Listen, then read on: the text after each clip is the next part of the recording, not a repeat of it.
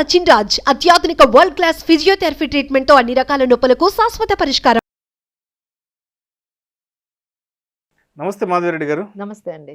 మాధవిరెడ్డి గారు, ఇప్పుడు మనకున్నటువంటి డిఫరెంట్ కైండ్స్ ఆఫ్ ఇన్వెస్ట్మెంట్ ఇన్స్ట్రుమెంట్స్లో ఎన్ఆర్ఐలు అనే వాళ్ళు ఇన్వెస్ట్ చేయాలి అంటే ఏ విధంగా ఇన్వెస్ట్ చేయొచ్చు అంటారు?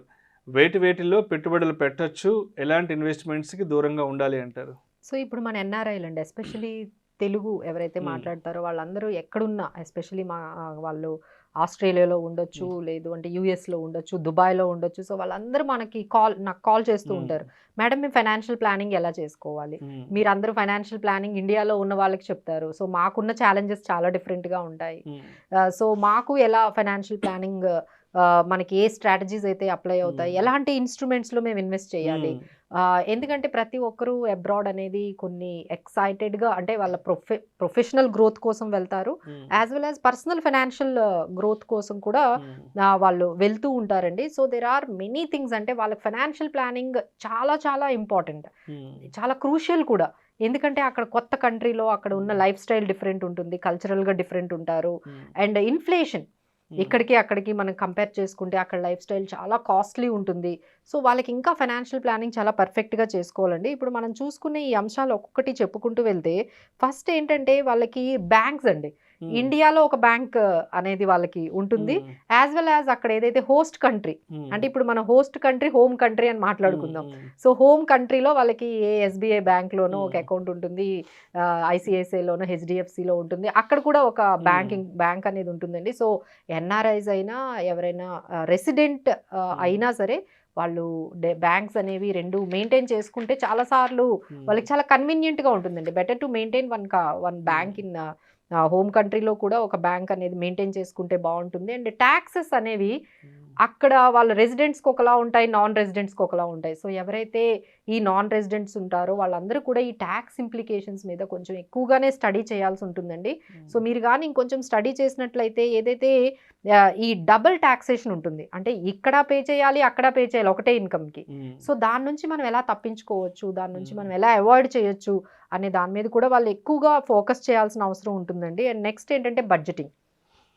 సో మనం ఇక్కడ బడ్జెటింగ్ వేరు, అక్కడ బడ్జెటింగ్ వేరండి. ఎందుకంటే వాళ్ళు షిఫ్ట్ అయ్యేటప్పుడు ఇనీషియల్ బడ్జెటింగ్ చాలా ఎక్కువ ఉంటుంది, ఆ తర్వాత వాళ్ళు ఏంటంటే రెగ్యులర్ ఎక్స్పెన్సెస్ మీద కూడా వాళ్ళు కొంచెం ఫోకస్ చేయాల్సి ఉంటుంది. So budgeting is most important. And insurance, మనకి ఇక్కడ ఎలా అయితే హెల్త్ ఇన్సూరెన్స్ తీసుకుంటాం, అక్కడ ఏంటంటే ఆర్గనైజేషన్ కూడా వాళ్ళకి కొంత ఇన్సూరెన్స్ అనేది ప్రొవైడ్ చేస్తుంది. మనలా కాదండి, అక్కడ చాలా కాస్ట్లీ. అబ్రాడ్లో హెల్త్ అనేది, మనకి మెడికేషన్ అనేది, హాస్పిటలైజేషన్ అనేది చాలా కాస్ట్లీ అఫేర్ అండి. So they have to take all the measures how to handle these things. వాళ్ళ ఆర్గనైజేషన్లో వాళ్ళు కవర్ చేస్తున్నారా లేదా, లేకపోతే బయట ఏమైనా తీసుకోవాలా అనేది వాళ్ళు ఆలోచించుకోవాలి.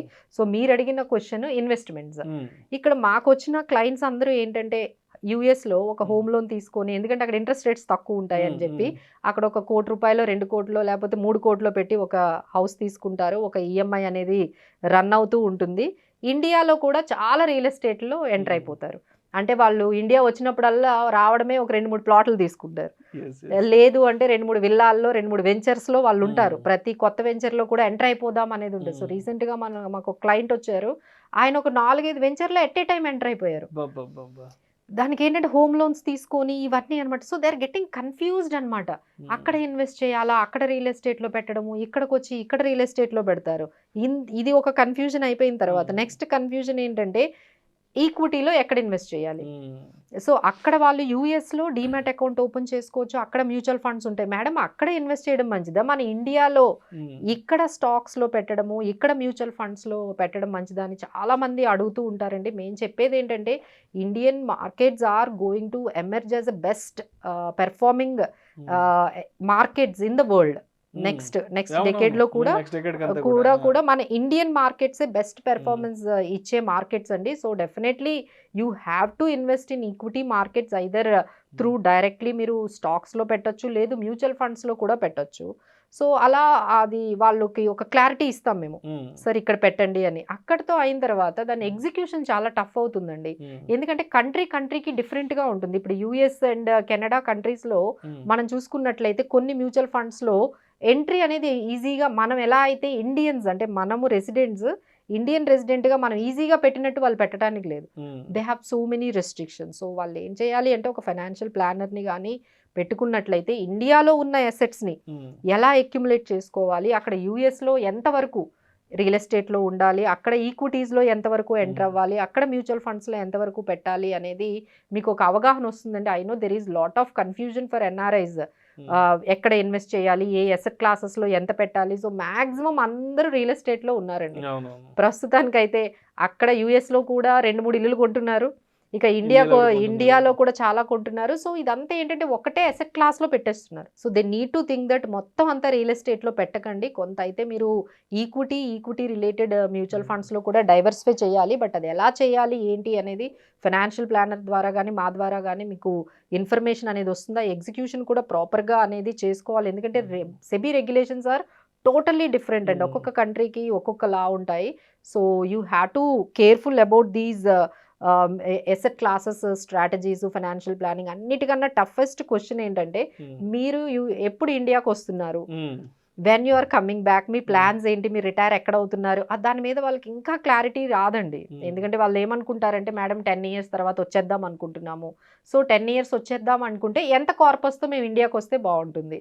వాళ్ళ నెక్స్ట్ క్వశ్చన్ అదే, మేడం మాకు ఎంత వస్తే మా ఇండియాలోకి వచ్చిన తర్వాత మా లైఫ్ అంతా నెక్స్ట్ 30-40 years వరకు సరిపోతుంది అంటే ఎంత అమౌంట్తో మేము ఇండియాకి అక్కడ వెల్త్ క్రియేట్ చేసి రావాలి అంటే వాళ్ళకి మేము చెప్పేది ఏంటంటే సార్ మీరు ఇంకా 10 years ఉంటారు, 10 yearsలో ఒక 10 crores 5 crores మీరు కానీ తెచ్చుకున్నట్లయితే మీ లైఫ్ స్టైల్కి సరిపోతుంది. సో ఇలాంటివన్నీ చాలా వరకు పర్సనల్ ఫైనాన్స్ మ్యాటర్స్ ఉంటాయండి. ఐదర్ ట్యాక్సెస్ యా బడ్జెటింగ్ యా ఇన్వెస్ట్మెంట్స్ ఆర్ కార్పస్ క్రియేషన్ ఇవన్నీ. సో దానికి తగ్గట్టుగా ఇప్పుడు మేము చెప్పిన ఈ అంశాలన్నీ కూడా మీరు జాగ్రత్తగా ఆలోచించి ఒక ఫైనాన్షియల్ ప్లానర్ ద్వారా చేయించుకుంటే బాగుంటుందండి. Right, thank you so much Madhuri garu. Thank you.